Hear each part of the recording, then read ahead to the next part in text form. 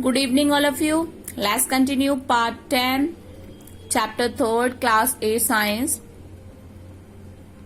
In previous video, we see that there are some disadvantages of synthetic fiber also. So for overcome of these advantages, the two or more synthetic fabrics are mix up and make some new. Okay.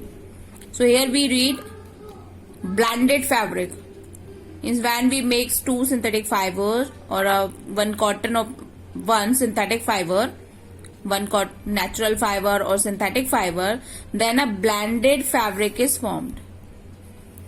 Means mixes which have the property of the both natural as well as the synthetic. So a fabric that is made by mixing of two different fibers is called the blended fabric. Clear? The mixing of fibers is done to get a new fabric with improved property. As I told you, here are some disadvantages also. So improve is properties. We make this blended fabric. Some common used blended fabrics are, there are some example of blended fabric, that is terrycoat, polywool and polycoat.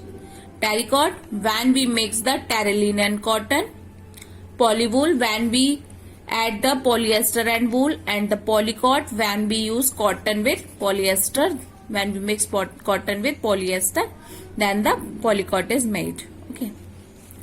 So here we discuss only one, that is terrycoat, because it is mostly used fabric. It is mostly used fabric. It's give a resemblance of the cotton. No, cotton is most suited fabric for all. Let's see. Terrycoat is a blended fabric made by the combination of terylene and cotton. Terylene, if we talk about the terylene singly, then terylene is a wrinkle resistance, absorb less water, catches fire easily, and it causes discomfort. And these are the disadvantages of this terylene. Clear?